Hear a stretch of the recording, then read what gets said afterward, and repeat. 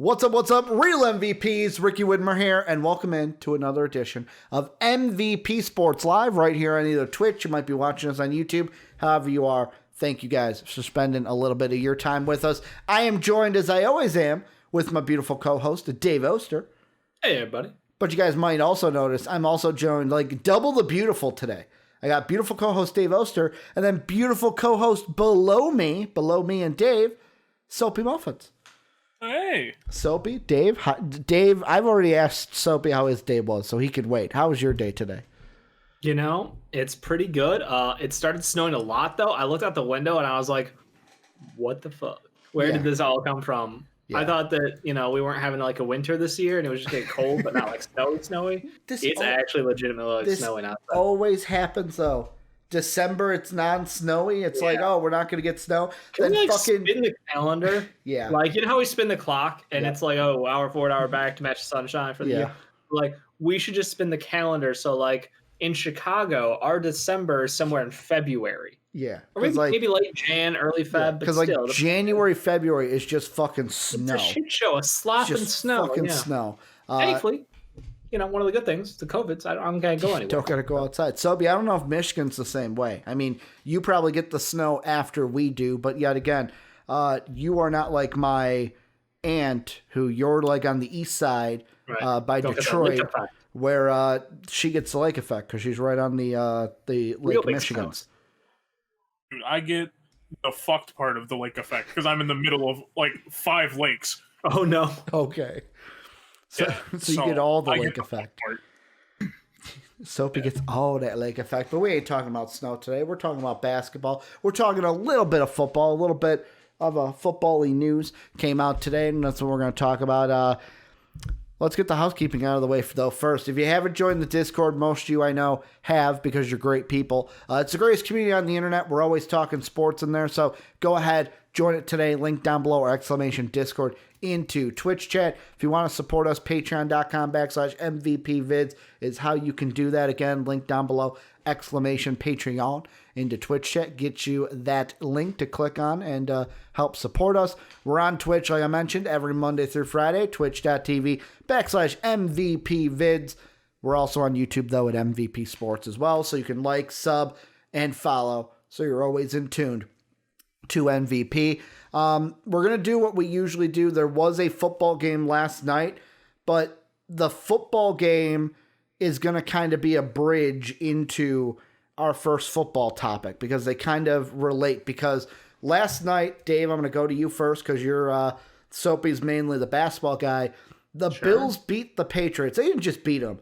They demolished the Patriots. They mollywopped them. 38-9. The only takeaway from the game that I have is Cam Newton. He's done in New England, right? And like, is he going to get a job next year? Like, that's what I'm already starting to get at. Oh yeah, he'll get a job next year. I mean, the whole problem is just like offensive coordinator and system was never really a fit for him. The talent out there didn't really exist. He didn't have a threat out there to throw to, so. He was just kind of in a situation where it was like, if there's one guy who was available who could put a team on his back, it was Cam Newton. But he is definitely someone who needs some more than that now at this point in his career. So, yeah, he'll get a job next year. I don't know if he'll be a starter out the gates. I think he will be someone who will have to compete for that position. He's not played great this year. And it sounds strange with that former MVP out there. But yeah, no, he is no longer the dominant guy who is big, strong, can just chuck balls downfield and run, pick up some big gains. But like, that ain't him anymore. You need to work with him. He needs a little bit more from the team to be successful on the offensive side. So, and I mean, I don't think it's going to work out for him in New England. The other thing, yet again, I don't know. Maybe we can answer this now. I feel like have we finally gotten our answer to the who was more important for those Patriots Super Bowls? Tommy B, who's about to make the playoffs, Bill Belichick, who's going to the sitting at home. The Patriots put up a hell of a season without Tom Brady. Good point. And then the guys who sat out for COVID. Oh, that is a good point. That is a good point. They did have a fairly strong season. I think the expectations were like, hey, they would just miss the playoffs, and they did just miss the playoffs, actually. So I think both sides are good. Both have had their ups and downs. Tom Brady's looked like a noodle arm, sissy out there at times. His coach threw him under the bus because he doesn't know how to fucking read a system. Did you just call Tom Brady a sissy? I love it. I did. I mean, I'm sorry. Is there a better term to describe what he looked like out there during his first game of the year? No, I love it. I actually love it. Yeah. But the Bills part leads us into the first discussion. Is today the Steelers put out news that Big Ben will not play this weekend. Big Ben is sitting against the Browns. And for me, this is an interesting choice by the Pittsburgh Steelers because after the win last night, the Bills now own, if there's a tie at the end of the season, both Pittsburgh and Buffalo are 12-3 right now. If there's a tie, the Bills go ahead and they own the second seed, which would mean if the Chiefs end up losing, the playoffs run through Buffalo. Because of that, I find this decision weird that the Steelers are sitting Big Ben when they basically, to me, have a winnable game. Mike Tomlin today said it does not change our intentions in terms of going to Cleveland this weekend. Football is our game. Our job is winning. We intend to do our job. We intend to prepare with that mindset and ultimately lead us to that destination. We're not seeking comfort. We're not grading ourselves on a curve. And it's not mentioned here if there was there's an injury for why he is sitting. But for me, I find it weird because if you want to win games, this is a much needed game. Why is it much needed? Because you literally said there's they don't need to win anything. The Steelers are stuck where they're at. No, they're not though. Because if Miami can beat, Miami needs to win. That's the thing. Miami's going to be coming into Buffalo, and it's not going to be a cupcake. Now, unless you think there is no way Buffalo can lose that game, then sure, sit Big Ben.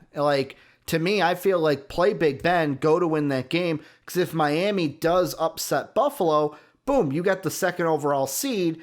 Then it becomes if the Chiefs get upset in the playoffs, the Pittsburgh Steelers then have home field advantage. And if it's Pittsburgh and Buffalo in the AFC Championship game, do you want that game being in Pittsburgh or do you want that game being in Buffalo? There's no difference because there's no fans. I think there is a difference. Never meant less. I disagree. Is happy to have a team who might be healthy by the time the playoffs hit because they had no fucking bye week this year. Yeah, well, and that's the thing. Is it more important to bench Big Ben, give him a bye week this week so that he's ready to go week 1 of the playoffs? In my opinion, yes. And I think that's Soapy. The whole thing that I'm kind of, me and Ricky are at odds here. He's like, win every game you can. And I get it because they have momentum with their offense finally clicking again. They did put together a string of good offense where they'd struggled for 3 straight weeks. But Big Ben is literally at this point, end of the year. He's banged up. He's hurt. He doesn't need to play this game. They're already a lock for the playoffs. One way there, it doesn't matter who they face are the Steelers, It just, in my mind, I'm going, hey, this is the guy. We need to protect him. Don't care what happens this week. What do you think? I'm on the side of I'm fine with them not playing Big Ben, and it's mostly since he's an older QB. Obviously, you gotta make sure the old man he's getting his rest. He gets his little nap in. Mm-hmm. You gotta make sure he's well rested, especially because you also don't want to run the risk that he goes down. Obviously, freak injuries happen. Obviously, older body, more frail. I think it would be just better for them to just have Rudolph go out there, hold it down for the week. So once playoff starts, okay, Big Ben's got some rest. He's going to be coming into it, maybe not exactly fresh, but fresher than he would have been. Hell yeah! But I do see Ricky's point of winning every game possible. The only thing is, what are the odds the Chiefs get upset? If the Chiefs are an insanely good team, I think they are, because I don't watch football. That's going to be a disclaimer here. Yeah. If they're a super good team, there may not be a huge odd they get upset. Obviously, upsets happen everywhere, but I don't know how high the odds actually are of that happening. I mean, the first thing I'll go out there and kind of clarify is my point of this is not like the old man stance of win every game possible. Like, let's say they were a game behind Buffalo, and it was like, even with a Buffalo loss, you're locked into the 3, then I would say, sure, sit Big Ben. It doesn't fucking matter. Like, my whole thing, and this is where Dave and I are on opposite sides of, is even without fans, I think home field still has some sort of precedence and should have it to where, yeah, there's a chance the Chiefs don't lose, but we have seen in the playoffs, the home team usually is not the one that wins most of the time. So maybe you might be sitting there also, well, Ricky, because of that, I don't want home field advantage. I'll go on the road. I just sit there though, and I go, if I'm the Steelers, and if there's a situation I'm playing the Bills, I don't want to have to travel to Buffalo with a team that hasn't had a bye. I would rather be it to where, like, okay, we're home, we're more comfortable, have that team have to travel to us, let them deal with all the logistics of traveling.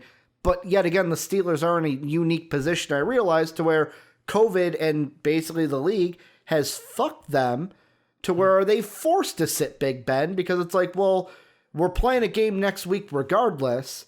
Let's sit Big Ben. If we win, we win. If we lose, we lose. And I'd rather have them fresh for next week. Yeah, even if there's a 5% chance Big Ben could get hurt, what would you rather have? 5% chance Big Ben gets hurt for the chance to play at home? Maybe, and that's depending on another team knocking off a team. Like, no, fuck that. It doesn't even matter. Yeah. You know, Big Ben's this big, strong guy, but like, no offense, he's someone who takes a lot of hits. I would take a week off of hitting Big Ben anytime. Yeah. Have him a little bit healthier in the playoffs. Like, I'm not even thinking about, like, I understand injuries can happen. He takes hits. To me, it's not even the injury thing. It's more of just the getting him rest overall thing. Which is more important to me. Not getting hit for a week. That matters a lot. Well, yeah, you're right.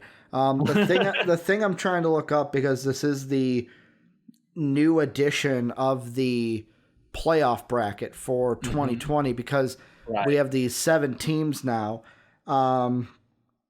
Let's see here. So I think how it works, and yet again, someone can correct me if I'm wrong, is I think it's basically, I think everything reseeds after the first series. So like the lowest seeded team will then play the Chiefs. So like right now, let's say, for example, if it was like 4-5, the Browns played the Ravens, and the Ravens won, and the 3 and the 2 seed won. Then it would be Ravens Chiefs in Arrowhead, and then it would be the 3 and the 2nd and 3rd seeds play. I think that's how it works with this one, because I think it would be really stupid to 7-2. Oh, the 2 wins, they play the 1. That would be, in my mind, stupid. So like, I understand. So as it stands today, you said so the Chiefs would get a bye. And it would be Bills, Browns, Steelers, Ravens, Titans, Dolphins. Okay. Yeah, so whoever the lowest, like, pick any lowest seeded team out of those 3 matchups, whoever's the lowest one to win, they would go ahead and play the Chiefs, I believe. And then it resets, and then the winner of those 2 games obviously play each other because they're the last 2. Winner goes to the Super Bowl. Like, to me, is there a chance, like Soapy said, is there a chance that the Chiefs lose? I say yes, and only because of what we have seen and what I've kind of...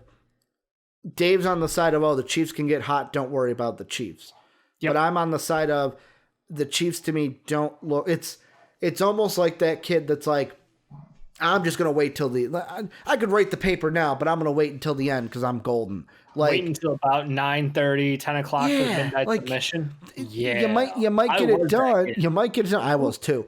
It's not a great feeling. It also pissed off my teacher when she would hear me in the music lounge the day the papers due, talking about how I'm the Tom Brady and Peyton Manning of writing papers, that I'll just wait till the 4th quarter and I'll get that B on that paper. Never the A. You don't want to overachieve. You got to get the B. But I mean, there's a chance that, fuck it, like the Ravens could upset them. Miami, like depending. But Tennessee, if Tennessee walks in there, can get a win against the Chiefs, like, that's the thing. The playoffs are an enigma. Anything can happen. So, like, there's a part of me that's like, get the win, because if Miami fighting for their playoff lives beats Buffalo, you can have the 2 seed, not the 3 seed, and would possibly have home field advantage in the AFC champ game. But like with the Steelers, I do understand the other side of, you had a bye week 4. You might need to rest Big Ben, make sure he is up until Friday. Mm-hmm. So not really a bye week. Not even a bye week. Just you didn't play a game that week, kind of a thing. And you didn't have an actual bye week all season. So like I understand that too. But yet again, is this the right choice? We'll have to see. Because my odds are on the Bills being the team that comes out of the AFC to be the. So regardless, it doesn't fucking matter for the Pittsburgh Steelers. For me, regardless, Bills are the best team. By your own logic. Yeah. Boom. Bills are the best team. I just find it puzzling. But let's get into the NBA stuff. And Dave, I would love to go to Soapy first. But like I prepared him at the beginning of the show, 2 of the basketball topics are very close and near and dear to your heart. So I'm going to kick it to you first. Ja Morant, they did have an MRI on his ankle that he injured last night. Came down while going for a block. Was jumping around on his non-hurt ankle, getting out of bounds. They had to wheelchair him out. MRI came back moments before we started games live. He will miss 3 to 5 weeks of the season. I mapped it out before the show. If it is 3 weeks, he is coming back at the end of January, probably the last week of January. If it is 5 weeks, he's coming back possibly the 3rd week of February. I will ask you, you are the Ja fanboy. He is your favorite from that draft class. Your rookie of the year. How is this going to affect the Memphis season this year? Yeah, it pretty much just shits on the idea that they're a playoff team, Ricky. Unfortunately, the hopes were Ja Morant could sustain the team over until Justice Winslow and Jaren Jackson Jr. returned from their respective injuries. And we were I, as a secondary team Memphis Grizzlies fanboy, was very hopeful and very positive on the outlook of, hey, Ja can cook on his own. We saw that literally out the gates. This guy is so fucking good, and he can score just so aggressive. He gets to the bucket. He always gets to the bucket. That's always been the key to success for him. Just he's got another gear, and I'm honestly surprised that this happened on a block attempt where it was a fluke. He landed on an ankle and rolled. I forget which player on the other team's ankle it was, but he literally landed on that guy's foot and rolled his own ankle. I think it might have been TLC. I think you're right. Yeah, I remember yelling at TLC about that time. I'm surprised it didn't happen on a dunk attempt or a layup gone wrong, because that's he looks, shades of Derrick Rose out there, and that scares the shit out of me. About 80% of the time when he goes up for a layup or to yam it down, I'm like, oh please. But yeah, it pretty much shits on the playoff hopes. Weirdly enough, Kyle Anderson filled in as the high scorer for the Grizzlies in that game. Say it right, Dave. Giles Janderson. Slow-mo? Giles Janderson. It's all about the Jays. Yeah, Giles Janderson, slow-mo out there. Filled in as the leading scorer. We'll have to see they're going to have some interesting tricks up their sleeves. Soapy, what are your thoughts? I'm in the same boat as Dave. I think it puts them into such a tough spot now. Mm-hmm. Obviously, do we have a timetable of when Triple J comes back? Probably not for a while. The expectation was the end of January. The last I'd heard was Justice would be back first, then Jaren. But Justice, I think, was going to be like mid-Jan, and Jaren was late Jan. Mm-hmm.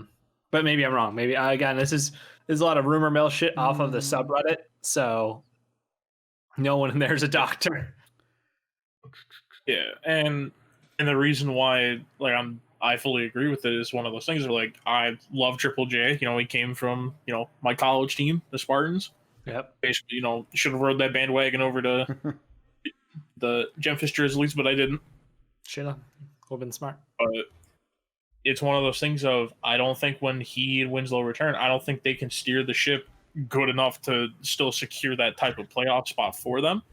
But don't get me wrong, I love those two, but it's one of those things that losing a player of Morant's caliber it is going to be tough because I remember before the show, or I think it was like before we even started games live, Ricky was reading me through the schedule, and I'm like, yeah, there's a few games like if they had Jaws. I have it up. Do you want me to read through it now? Because I was gonna mention them now. Oh yeah. So if it's, let's say he misses 3 weeks, so 3 weeks from today would be January 19th. For the sake of argument, let's say he comes back January 25th, which would be the start of the last week of January.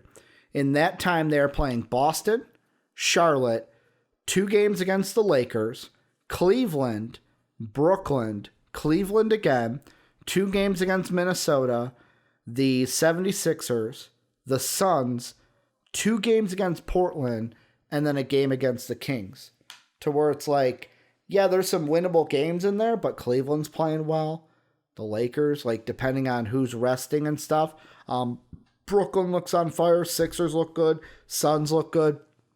Portland looks to be catching fire after a 2 kind of not so great games from them.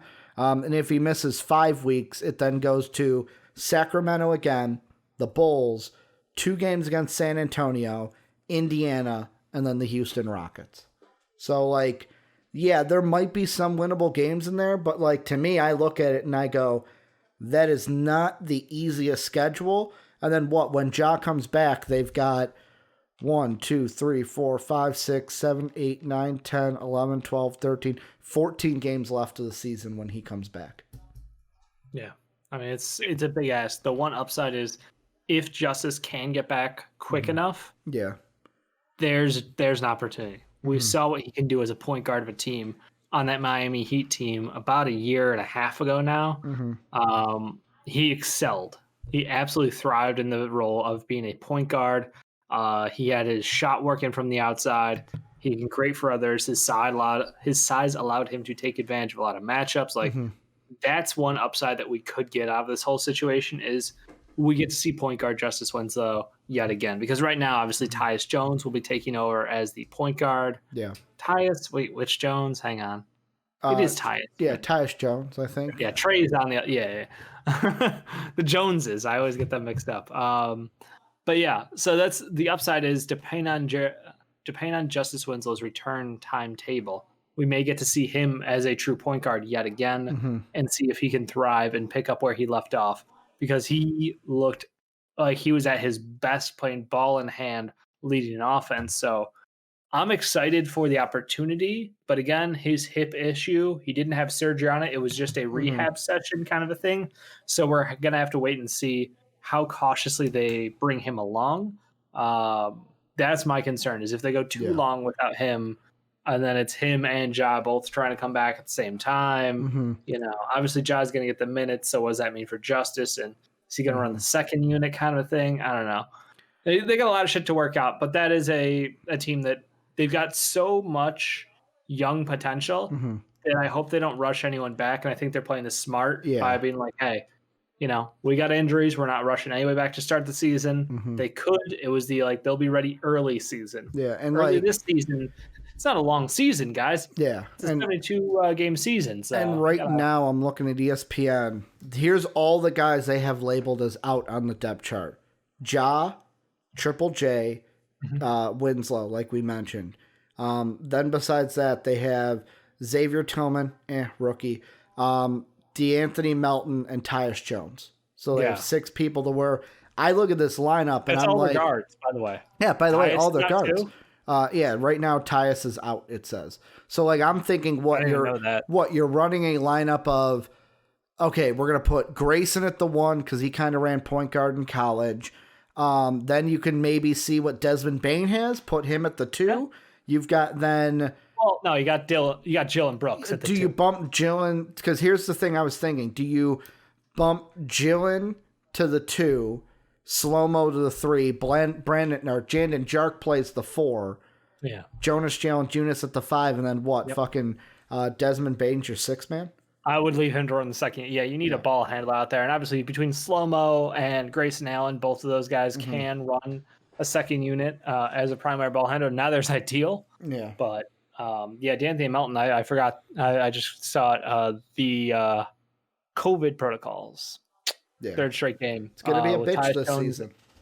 Yeah, so it's going to suck. That's what injuries suck, and it sucks even more in a condensed season.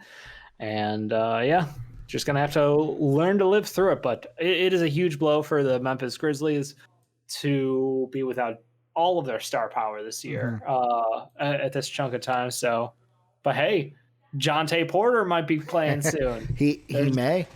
Again, this is upside. We got Killian Tilly, Jonte Porter. Like, they're the hype beasts of the NBA right now. They are the young team who everybody's hurt, but also everybody could be coming back. They will make a late run probably, but it does look like, and I know from my personal predictions don't match with yours, Ricky, but for me, this would definitely mean that a team like the Pelicans would push into that playoff slot for them. Both you and Soapy are trying to either jump the gun or read my mind today, because the last thing I was going to ask, I was going to go to Soapy first. This may open up on my main screen. No, it did not. Good. So Dave had the Grizzlies at 10, Pelicans at 11. Yep. I had the Grizzlies at 11, and Soapy had the Grizzlies at 10. So we all had them in the same spot, either 10 and 11. Soapy, I was going to go to you first. Yes or no, does this injury for sure make it to where Grizzlies are not making the playoffs this year? I think it really is going to depend when he comes back, but I think it's one of those things that I would definitely say it's a safe bet to say they're not making it. Dave? Go ahead. Didn't know you had more, Soapy. Go ahead. It was mostly just it's one of those things that I had them, like, obviously, a 10 10's not that high, but it's one of those things of where I feel I've mostly put them up there of like Ja's gonna continue to show like he's one of the best players in the league already. Yeah.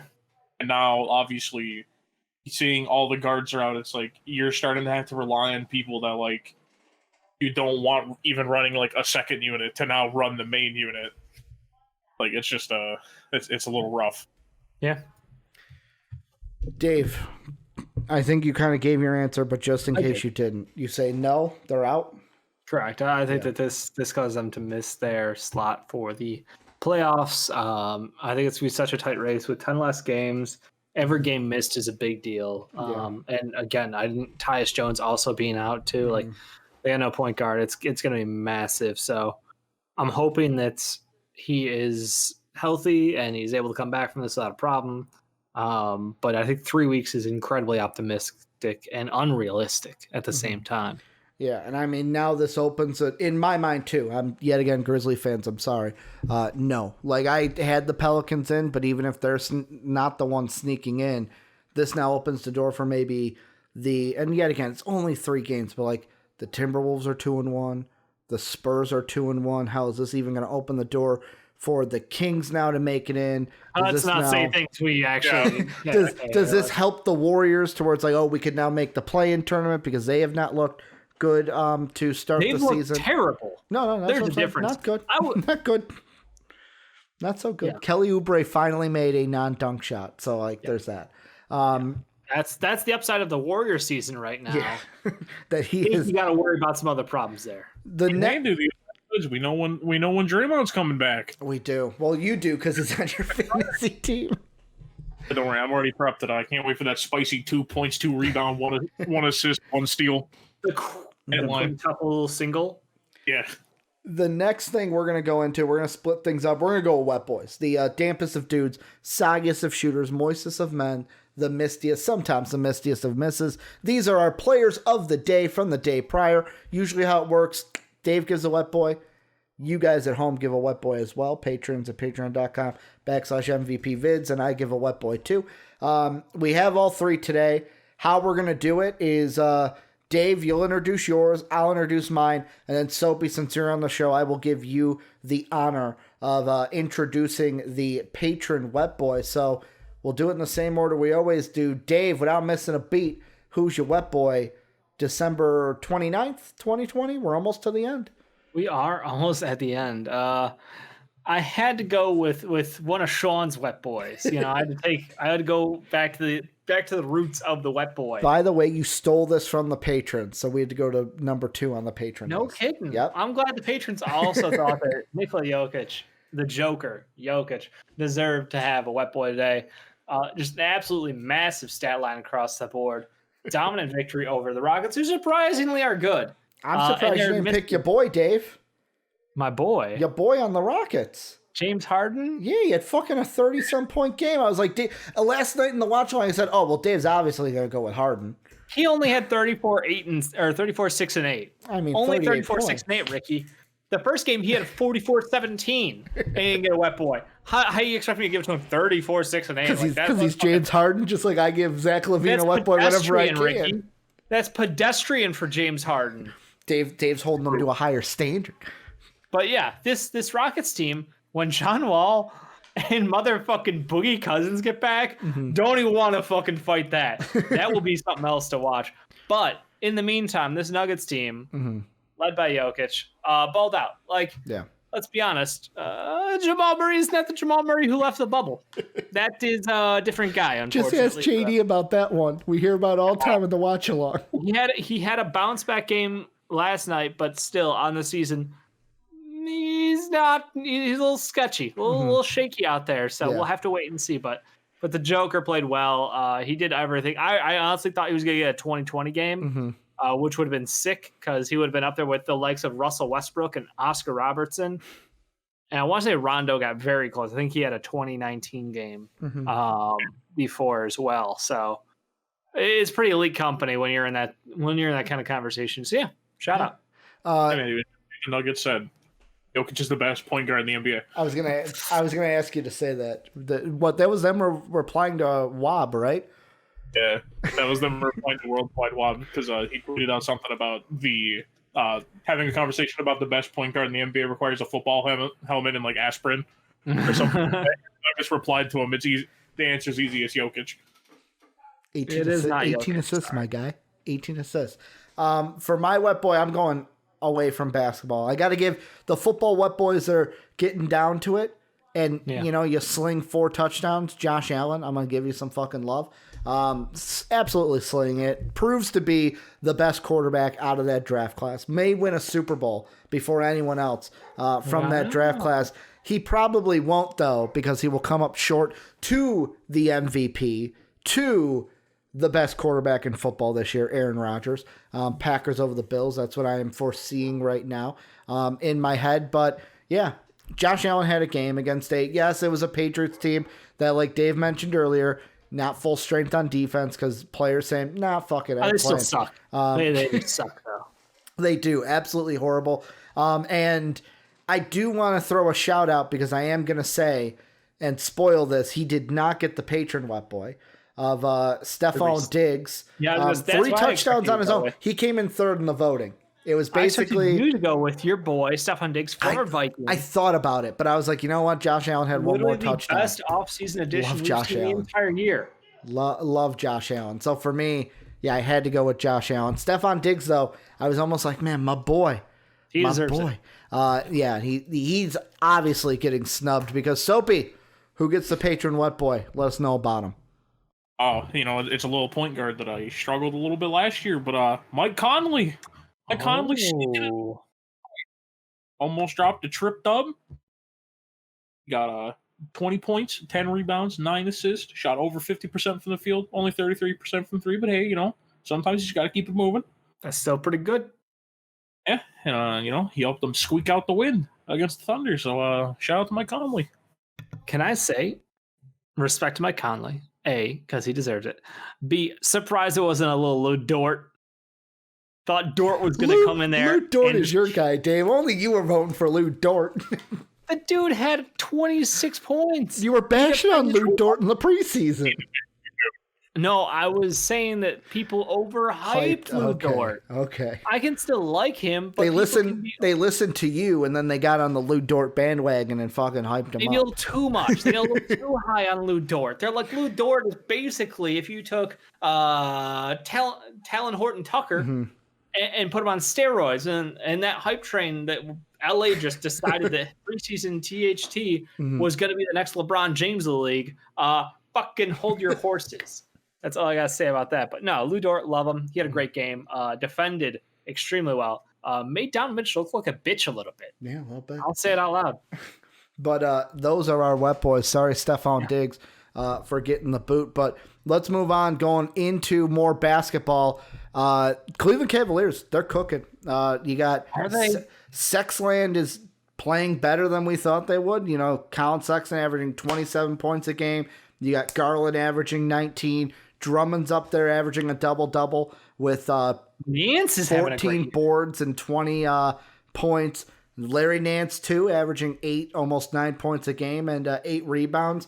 Yes, Kevin Love is going to be out for about 3 to 5 weeks. Same timeline as Ja that we talked about earlier. But, Soapy, I'm going to ask you this. I'm going to you first, Soaps. This Cavs team, are we going to expect them to be a playoff team, or are they overachieving early on in this, 3 games that they have played so far this season? And Cav fans are going to hate me because I think they're overachieving right now. Okay. I think this is actually what I expected Sexton to play at. Mm-hmm. I was not expecting Garland to start off like this at all. Like, I think it's one of those things of, I think they're overachieving because I think Garland's going to come back down to earth at some point. Mm-hmm. Because, man, what a hell of a jump to go from a guy that everyone was like, man, how are you in the NBA? To all of a sudden, like, oh, he's actually really good now. Mm-hmm. I think it's one of those things of, I think he's going to come back down to earth. Obviously, Drummond will put up 20 and 14 because, God, he's just going to out-fucking rebound everybody. Doesn't matter. Mm-hmm. Right now at halftime, Drummond's got 11 points, 9 boards. Yeah. The shooting not so great right now from Sexland, though. Yeah, I mean, right now at halftime, Sexton's 2 of 9 from the field for 10 points, and Garland is 2 of 8 from the field for 6. So, hell, maybe they're coming back down to earth tonight against the Knicks, but, like... Tough defensive matchup against the Knicks. Like, go ahead, sentences I never expected to hear in my entire life. Mm-hmm. The Knicks locking people down? No, sorry, Knicks fans. I don't want Reggie to slam you Bullock guys. plays good defense. Unless he's plays going up great against Ben defense. Simmons. Alfred Payton plays good defense, too, actually. I will give it to them. They got a couple guys who can defend at the guard position. But, like, this is a team, too, that, like, I'm just going to say your first 3 games, look at who you went up against. You played the Charlotte Hornets, who to me are not a good team. They're going to be a top 10 pick, maybe even top 5 pick in this year's draft. You played the Detroit Pistons, who, yes, Blake Perhaps has been playing well. Perhaps the worst team in the league. Soapy, maybe you know this. Did Blake play that game? Blake did play that game. Like, see, Blake had 26 in that one.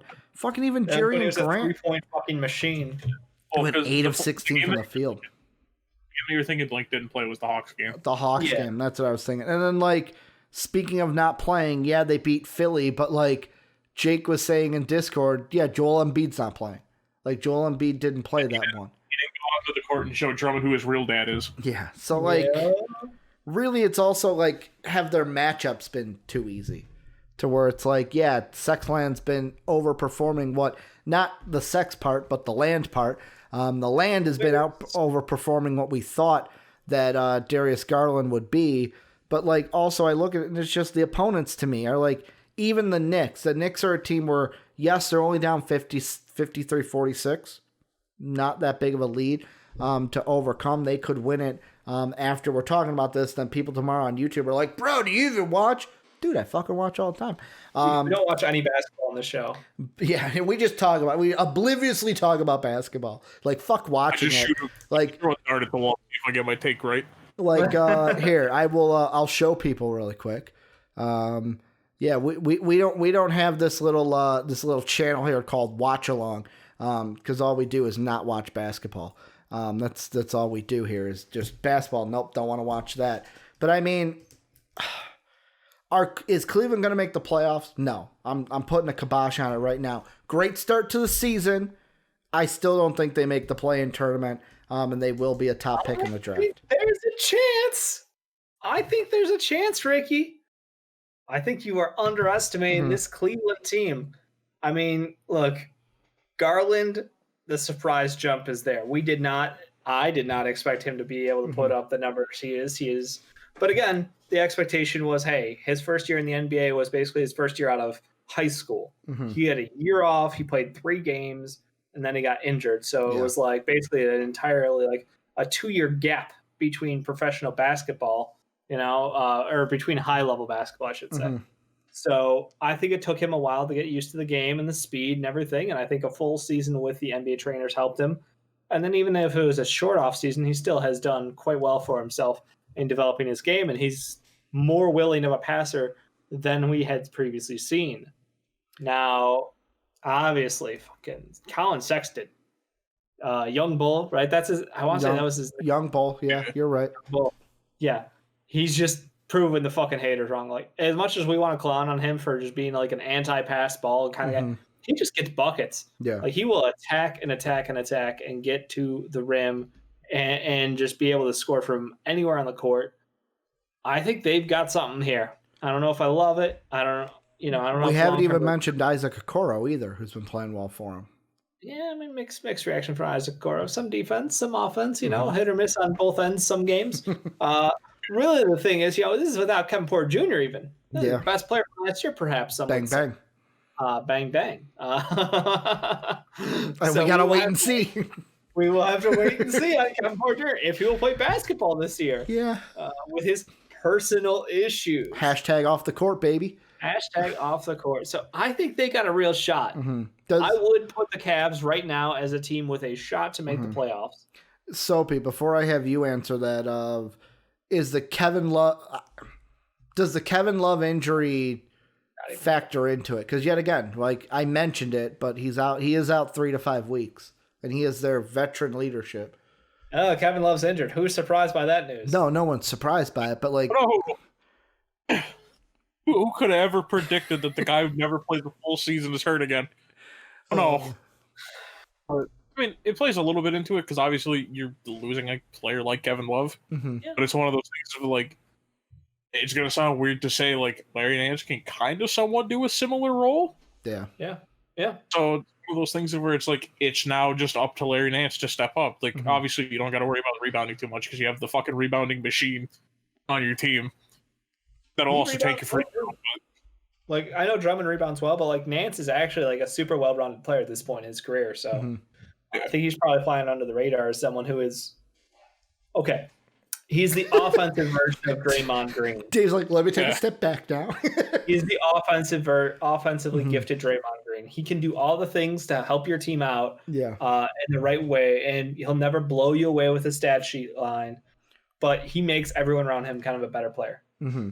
Yeah, I just like... And we haven't mentioned Exum, who is very good. And I think we'll probably... That's the one that's like is he going to move for a first-round pick? Is he going to stay on the team? We don't know yet. But he is someone who has been lighting it up off the bench for this Cavs team to start the season. So I do want to give him another piece of credit. He was basically a reclamation project as part of that Jordan Clarkson deal.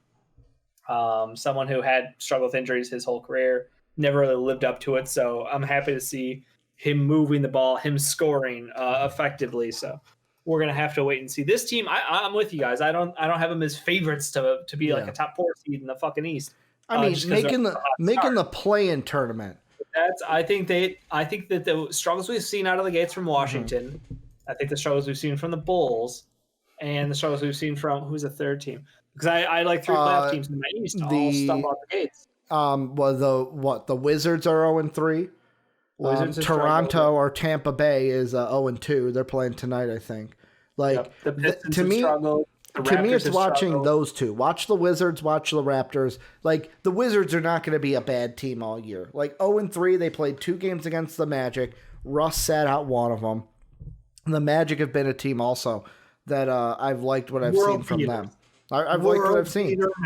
Cole Anthony with his assist numbers. Like I'm this close to picking him up in fantasy. If you say the word magic in your first words are out of your mouth aren't Markelle Fultz is amazing, you're fucking wrong. I like what I've seen out of Cole Anthony early on. Didn't expect it. That's cute and all, but let's talk about the real all-star on the team. That's cute. Fultz. That's cute and all. Like, it's Vucevic and Fultz right here. Vucevic is all-star already. Vuce, man. I tried to get him from JD last night because fucking like watching those stats. He's an all-star. He's fantastic. But Fultz most improved player. I fucking called it. No, man. Lowry marketing, baby. Have you seen marketing this season? Have you seen Fultz? I mean, I'm not saying he's out of the running, but don't look over my boy marketing now. Been amazing. Yeah. Like flat out, fuck the haters, amazing. Like I want to drop a poster in Philadelphia of Markelle Fultz, most improved player. Like I want to billboard that when it happens. Yeah. Jake, you're gonna have to help me out with the location on that one, but so that's why Jake's saying Spain without the S, because the Tampa Bay Raptors, they don't have Tom Brady. Tampa Bay Raptors are up 56-48 right now on the Sixers. But like looking at what we thought at the beginning, Dave had Cleveland as the 14th best team in the East. I had them as the 15th best team in the East, and Soapy had them as the 15th best team in the East. So all three of us did not think that the Cavaliers were going to have high expectations for this team. Again, we're not even 10 games. We're not even 5 games in 3 the games. season. Tonight is game 4 for the So again, early season expectations. I believe at this point last year, the Timberwolves were spooky good. The Timberwolves are gonna be bad this year. I believe that's exactly what happened. That's how about we shove these fucking conversations into a bag and hold on for a month because it's a fucking joke. And let's be honest, the only reason Dave didn't have the Cavs at 14 is because Dave had to have the meme of the Knicks at 15. Oh, yeah. The Knicks have to be the worst team in the league. They don't have a point guard. It's not my fault. Yeah. They choose to avoid the point guard position because they're fucking idiots. Yeah. The last thing we're going to take a look at is Dave. Yeah. People need to, and I'm going to say it again, Aaron Rodgers. You know what? What? That's great and all. I don't even want to respond to this right away. Relax. I'm going to go get another drink. That's what I'm going to do. Okay. Then I will start it while you get a drink. Me and Soapy That's what I'm thinking. I don't even want to hear this Bulls blow up conversation. I'm just going to add my thoughts in right up the top. I didn't want to hear it yet. We look like ass 9 times out of 10, but we see a little bit of hope every once in a while out of these players. 3 games, people.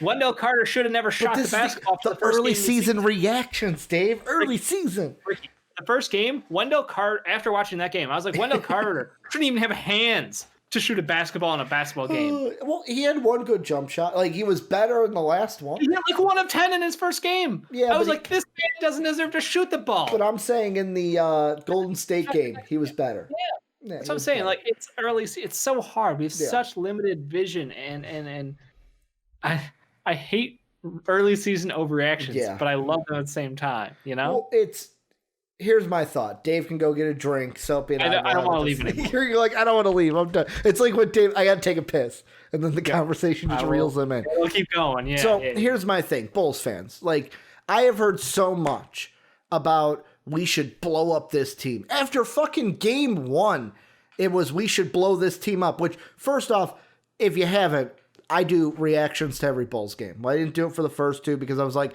do I want to put myself through that headache? I got messages. We had the worst loss of the season, perhaps the worst opener game of the season I've ever seen. I got messages on Twitter. I got hit up on Twitter. I'm like, fuck, I got to fucking do this. The people want to see it. So they are back. My Bulls reactions will be on the YouTube page. But game 1, it was the Hawks. Like, have you guys not heard what I've been saying about the Atlanta Hawks? About how they've made pickups and like they're gonna. None be of those guys even played, team. Ricky. Even besides the fact, Gino Gallinari and Chris Dunn didn't play in that fucking game. But the team is good. Like Bogdan did. Bogdan played in that one.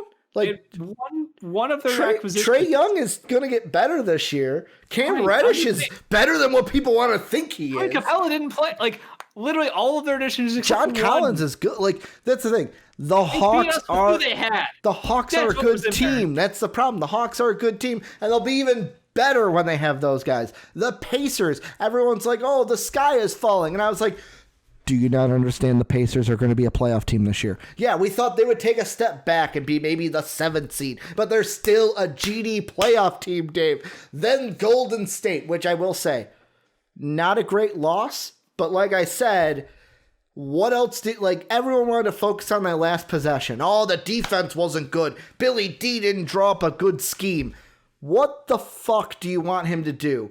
They made sure Steph or Wiggins, the 2 best players on that team, did not get the ball.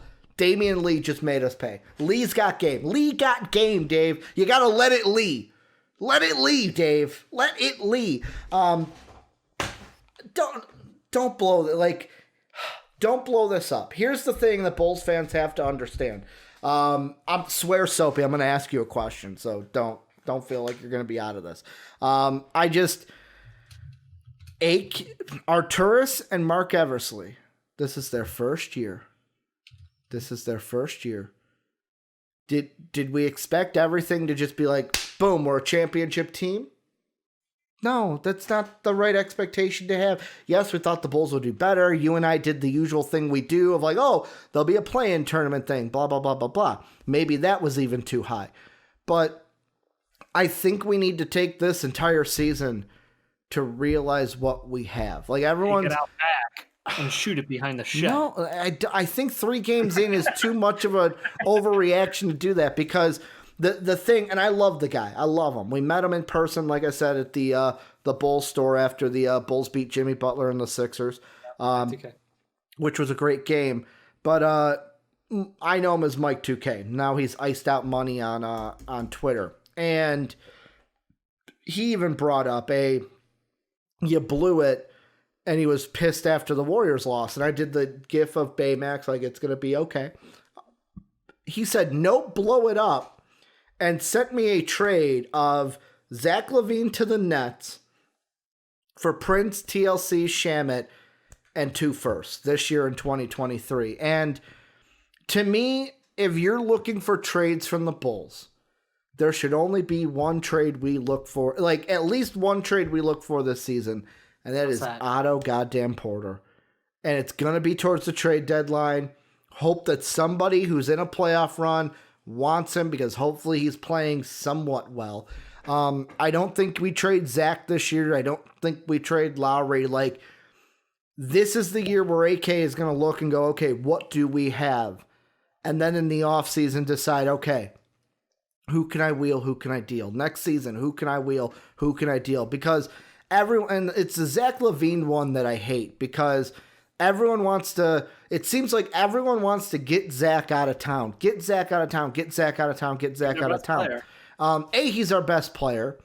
B, he is still young. He's what, 24, 25, I think still? Which means he's not out of our, like, it would be different if he was like 27, 28, and it's like, okay, right, he's out of our timeline. Like, he can still be in our timeline. I would rather the Bulls take the time, realize what we fucking have, especially with him, and then if you want to trade him next year, because there will be a team that wants Zach LaVine next year, even if he's only on the last year of his contract, because he can contribute to a playoff team at the least. Soapy, you are on the outside of the whole Bulls fandom. I want to ask you what your thoughts are on everything, but mainly the, like, am I letting my Bullsdom get in the way of, don't trade Zach this year, see what you got from him and the team, and then make a move from him maybe in the offseason or next season if you still want to move on from him? Yeah. I am going to preface my whole what I'm about to do. People may have heard me say different takes. I'm going to step away for a second. Every take that I make in the Discord, mind you, this is a disclaimer for anyone who's in the Discord or heard me talk about the Bulls. Right. I purposely just throw out just blow it up. Just blow it all up. I do it just haven't noticed. Dude, man, I gotta have some fucking fun. I can't be like blow up the Pistons. What the fuck are we gonna blow up? We're basically blowing up a dead body. But I think it's things that I think the Bulls should look at the roster this year, and especially with new management coming in, this is going to be the year I think they decide, is Zach going to be the guy? I think it's, you give it this whole year, And obviously, if there's not substantial progress, you start looking at like, okay, who's on the chopping block? I think it's one of those things of I still really like Wendell Carter. Now, granted, he's had a really bad start to the season, but I think it may just be like he may just be in a slump right now. Like I think that's what it is. Lowry's starting to look pretty good. Levine obviously is still Levine. He's putting up good numbers. Kobe's been kind of on and off a little bit, but once again, it's kind of what he is. That's why, because I think second-year player, by the way, too. Yeah, but because I know in the Discord, we made the comparison of like he's almost kind of like Jamal Murray, of where like he's either hot as the fucking desert or he's as cold as the Arctic. And it's one of those things that I think this is the year that you look over it, and it's like I say, I think the two untouchables are Kobe White and Patty Williams. I almost said Patty Mills. Because I'm so used to saying Patty Mills, but Fair. I think those two are the ones that you're like, okay, no, untouchable, because these are young enough that they can mold them into what they want. Because, for instance, Levine and Kobe are like the same player. And I think it's one, or like they're similar enough players of where it's like, for instance, I think the main thing that's causing Kobe to struggle now is they're making him do something he's not good at. Of they're asking him to be the main ball handler for the team, which he's a good ball handler when he's scoring. Because like the best playmaker on the team is probably Sato. Yeah, it is. Maybe? It's not even close. It's Sato. Yeah, and even at that, his ball handling isn't good enough to have him be like your guaranteed best playmaker, because it's like he's not generating offense off the dribble. Like it has to be like a pick and roll play. Mm-hmm. So it's one of those things of, I think, give it this season, because obviously if you suck, you have a chance at really good point guards that are at the top of this board. Yeah. Like, and hell, even if it's not a point guard, you have a chance at people who play other positions as well that can fill in that spot, who can take this team to the next level, potentially. It's one of those things that I think it's just people need to reel in the expectations. Obviously, it's one of those things, you guys are coming off a season with Boylan. You're coming off, a disappointing season, because, I know you guys hyped it up. It's like, oh, we could be a playoff team. We could do this. We could do this. As I hear every year. Well, playing tournament team. Does that count as a playoff team? Ish. I mean, technically. It's like playoff adjacent. Yeah. It's basically like the participation trophy if you don't win. Yeah. Like I tried. Yep. But I think this year is really going to be the, like, okay, something needs to happen after this year if there's not substantial growth. Because then at that point, because I view this team as like, there is so much talent, but this talent doesn't seem to fit with each other. Of where it seems like there's not that type of player who would bring them together. Mm-hmm. And I think, and honestly, I know some people would be like, oh, that's not what the problem is. I think it's, they all have the scoring capability, but none of them pass. Mm-hmm. Like they're like, I'm scoring, you are benefiting from me scoring by you being open because of the offense I generate. The only thing is, people are open, no one's passing it. Mm-hmm. So I'm going to ask this then, because you bring up a good point of, and this is going to sound asinine, should Bulls fans be hoping, because if that's our problem, which I agree, like fucking Kobe looks to pass sometimes, but like the thing when he does look to pass, he's not a real point guard. So like sometimes they're not good passes, or he's got that one hiccup of like he thinks about it 1 second longer than he should, and then messes up. It's not natural. Should we be hoping then for Jalen Suggs over Cade Cunningham because he's more of a assister than Cade Cunningham is? Or I don't think so. Or are we only seeing that because Cade Cunningham is the only one on his team that can do anything, so of course he's not going to pass the ball to those scrubs? No, I mean, like his team's legit shooting like 20% from the field. He would have about 7 or 8 assists a game. If his team could hit a fucking shot. Like the same way John Morant would average about 12, in college, had his team been able to hit any shots. Good point. Cade Cunningham is by far the best player. You have to take him number 1. There's no option. No, I mean, like, even if the Bulls on number, like, even if we end up number 2, like, 100% cool with that. Should Bulls fans want that more than Cade Cunningham is what I was kind of throwing out there. I was just no. That's like saying I want number 2 in the 2003 draft so I can go get Dwayne Wade. Like D-Wade's not no, bad. I'll take LeBron James still. D-Wade's not bad. D-Wade's not bad, but he's not LeBron James. He's not the greatest of all time. I don't know. Could Cade Cunningham be Hakeem Olajuwon, and we'll get Michael Jordan at number 2, Dave?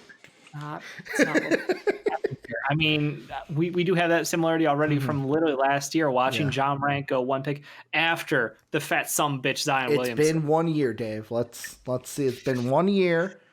It's been one GD year. And, you know, both of them have injury histories now. We can throw that out there. But much less severe than being too fat to play basketball. Well, I mean, he had the knee stuff. That was why they kept him out of summer league. I agree with Soapy in the sense of just let the year play out. Like I said because I had a long text chain with Mike 2K.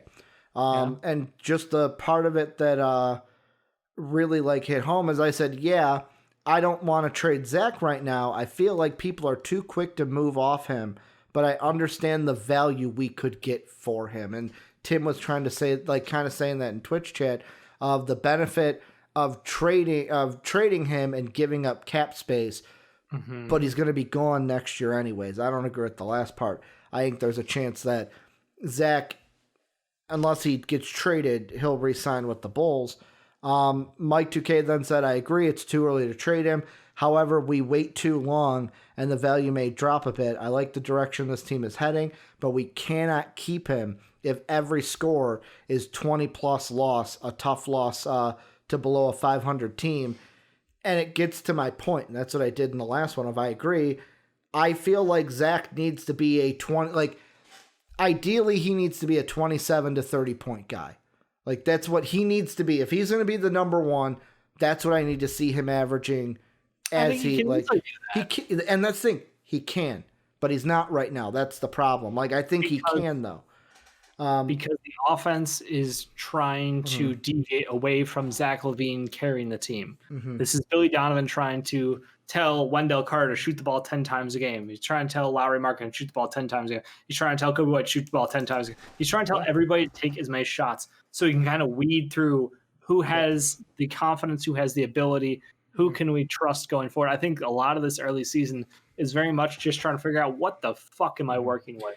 Because how am I going to get a team that is so incredibly turnover prone to win a basketball game? Because it doesn't matter if we can get a guy who even averages 5 assists a game, which would be a fucking miracle at this rate for this team, because they're going to turn over the ball 6 times. Like, it's a very frustrating thing to watch. And the one thing that I'm so unhappy about is the fact that we didn't address getting a true point guard or facilitator for this roster, period, during the offseason. I'm dumb. Tim was talking about Otto there, not Zach. That was my bad, Tim. But like, I agree with you because I even said he's our second best player. No, he about the part of like benefit of trading him to give up cap, but he's gone at the end of the year. Okay, gotcha. I'm more so trading him to try to get a pick, even if it's a couple seconds. Like, that's what I'm saying. Like, I'd rather get something out of him. Get DeMar DeRozan for Otto Porter and give up a pick. Like, I feel like if we don't trade Otto this year, it's like when we didn't trade Powell. Yeah, it's similar. Like, we should have traded Powell instead of letting them walk. But the last part is kind of like what you were saying, Dave. I said I feel like we shoot for Cade, Suggs, or Io in the draft, then choose between Zach and Lowry, because I mapped out it's like, okay, if we get one of the rookie point guards, lineup 1 is rookie point guard at the 1, Kobe at the 2, Zach at the 3, Patty Will is then at the 4, Wendell at the 5, or lineup 2, if we decide to trade Zach, rookie point guard, Kobe at the 2, Patty Will at the 3, Lowry at the 4, Wendell at the 5. Like, I think the choice this year will be, are we going to keep Zach? Are we going to keep Wendell? Are we going to keep Zach? Are we going to keep Lowry? I think at the end, I think AK will be choosing one or the other. Yeah. That's what I think. I don't think we keep both after this season. No, I honestly don't even like Kobe White, so I would rather after one season and 3 games, you're already off of the Kobe White? I think I was off Kobe White pretty early. I'll be honest with you. I love the fact that he can score from everywhere. Go ahead, Soaps. No, I was just saying, Dave's got a point. Dave really did not care for Kobe that much. Good point. Like, again, the guy can score if he gets hot, but like, if his upside is Lou Will, I'm sorry, that's not exactly fantastic. That's not what we need in a franchise player. Zach LaVine is literally putting up stat lines that are similar to the top players in the NBA. Yeah, good and point. I feel like he doesn't get looked at the same way because we're such a shit team. And he's kind of, he's Devin Booker light. He's Donovich light. He's just a step down or a half step down even from that top tier of the next guys in the NBA. And it's frustrating because I think Kobe White is someone who, like, he needs a lot of work to get to a point where he would be able to fill the shoes of Zach LaVine. And we're talking about, oh, well, they should move Zach and let Kobe start and all this. Fuck all of that noise. Like, it's going to take a while. I'm all for going to get like a veteran point guard in the offseason or even mid-season if we have to, like, to come be, someone who can actually run an offense. Because it's incredibly frustrating to watch Kobe White struggle, Zach LaVine struggle trying to do his best out there too. Like, literally, just the turnovers and the mistakes are what's so frustrating. As a Bulls fan, I'm okay with losing games. It's the way we're losing games, the lack of effort on defense, the turnovers, the dumb mistakes. It all piles up into like this frustrating amount of just like, I don't want to fucking watch you guys right now, but I'm so angry at you, I can't not. Yeah, and one thing that I wanted to kind of bring up as well, it almost feels like there's like a defeatist mentality. Like, if the Bulls get down, it almost feels like there's times where like they stop fighting back. Like obviously, the Hawks game's kind of a different example because at one point they were down 40, they got up 20. But even at that, like, the Hawks basically stopped trying at that point. They're just like, fuck it, roll whoever we want out there. But like, it almost looks like at times of when the Bulls go down, like let's say like 10 points or something, it almost looks like everyone kind of gets down on themselves and like, fuck, we're not coming back. Like, I almost think they would benefit from a veteran point guard who could motivate this team. Yeah. Like, if someone gets down, the point guard's like, no, fuck you, I'm getting you open and you're hitting the shot and we're back in this game. Like, I feel they need that type of player, especially because this team is young as hell. Yep. Yeah. Like, you need that. We have Garrett Temple who gave us COVID. No, it was actually the other guy. It's a joke. Was it Otto? Or was it... No. Talking about free agents? Why can't I remember his name? Whatever, it wasn't Gary Temple. Okay. I made the joke earlier this season, but it wasn't actually Gary Temple. You talking about... Because it was a free agent that came in, right? Noah Vonleh that we cut? It was Noah Vonleh. Yeah, shout out to Noah Vonleh. He's been on every team and he gave COVID this time. But I mean... Brought a gift. I don't hate what you're saying, Soapy, because like free agency could be a thing, especially yet again, if we move on from Lowry. If we either trade... If he does well this year... And let's say AK goes, fuck it. We're not going to re-sign him. We're not going to wait for a team to match him. Let's trade him now. Or if they go, hey, you want to go somewhere, we're going to work a deal out where it's like a team matches and AK goes, well, we're going to match that, but hey, we'll work a sign and trade out with you so that you can go ahead and get him. Like, that could be an option with Lowry because, like, in free agency, I was looking more at the 5 in case we wanted to get rid of Wendell. But point guards, it's Chris Paul, but his is a player option. Then if I scroll down the list, you have Drew Holiday, yet again a player option. Kyle Lowry's a free agent in 2021. Lowry would be great, but I'm going to guess he's going to either stay with the Raptors or go for a contender. Dinwiddie, injured and player option. But the injury plays into maybe him taking it. Dennis Schroeder. He'll be a free agent. I think I'm already working on an extension on him. Lonzo Ball. If he hits free agency, do we bring Lonzo Ball in? Would love to have someone who can pass the ball like him. But he would be restricted to where the Pelicans would be able to match. And then like Mike Conley. Yeah. Who I think everybody expects to take a discount. But, if we paid him a butt ton of money. Because, again, I'm a realist as far as free agency is concerned. Nobody wants to come play for Chicago. We're second out at best. Yeah, so. And when I was saying the bringing a veteran point guard, like, try like if you are planning to move Otto this season, like, try to move him for at least like if you can't get a pick for him, like try to at least move him for like a veteran point guard of sorts. Yeah. Because like I don't know if it'd be possible, but if the Bulls could try to go for Grant Hill, I think it's Grant Hill. I'm dumb. Grant Hill is a retired basketball player. Completely fucking ignore me. You're talking about George Hill. Sorry, I don't know why. I thought I would. My brain just was like Grant Hill, Piston guy. Let's go, baby. And I'm just like, yeah. What about George Hill? Like, I feel George Hill could be a player who could be on the move this season. Because who knows? Maybe Presti's like, fuck it, I'll spin him into another pick. Oh yeah, he's gonna get a late one from like the Nets or the Lakers or some shit like that. Though it feels like a contender's gonna want him. Maybe even the Sixers if they can't get James Harden. That's why I think he might be out of our reach there. I would be happy getting someone. You know, my dream. Yeah, this is a sad dream, but the thought I had was, if LaMelo Ball plays really well, maybe we can try to get Devontae Graham. Like, maybe they'd be willing to part with Devontae Graham for something. Wouldn't need him to shoot. We would just need him to pass. Well, he can do both. So I mean, cool. I'm just saying, like, right now I know his shooting percentages are duty. I know it's 3 games. Don't shoot my head off. He shot the shit out the ball last year and still had decent enough percentages. So I'm not really concerned with that. Question I have, and this is the last thing I'll kind of throw out there, is do you think this offseason could we get a first-round pick for either Kobe or Wendell? More so Kobe.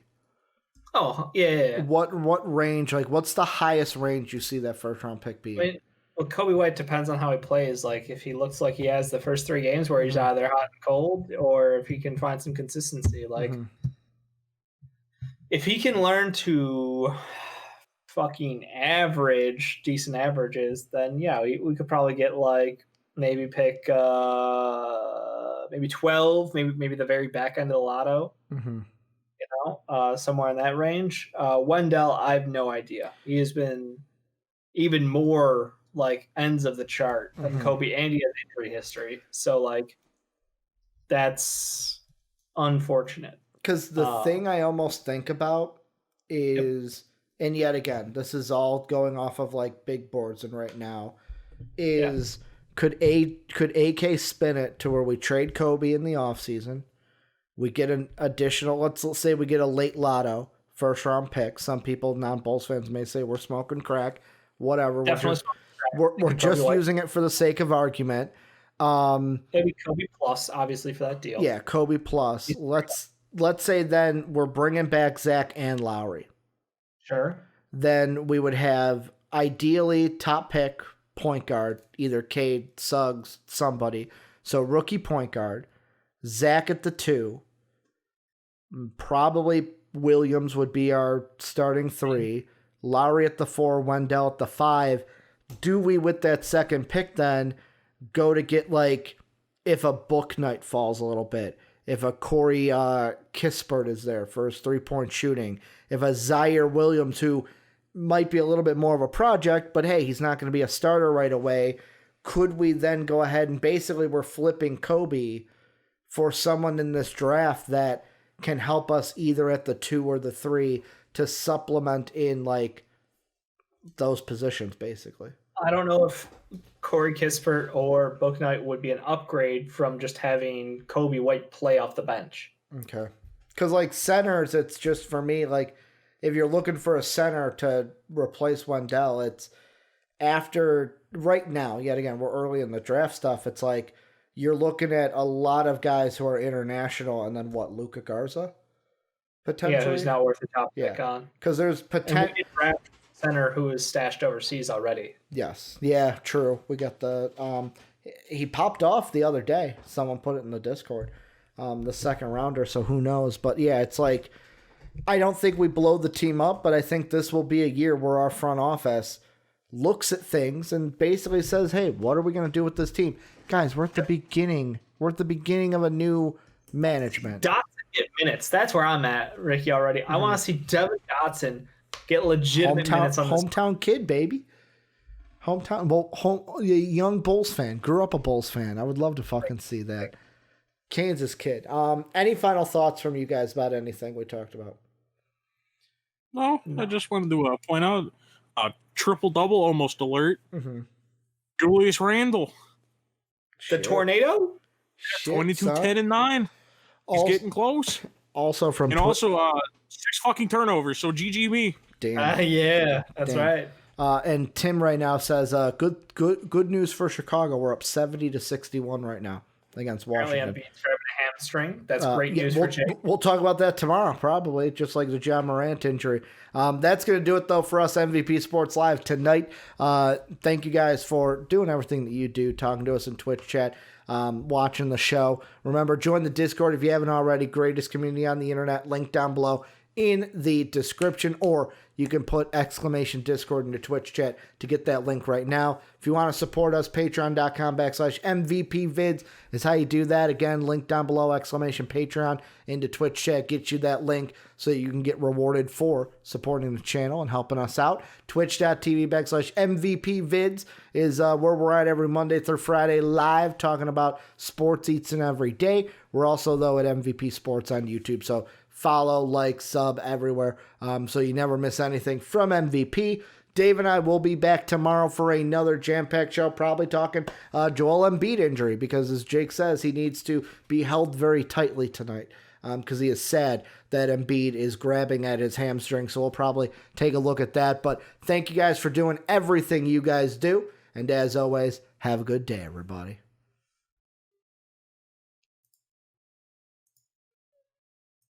Bye. Bye.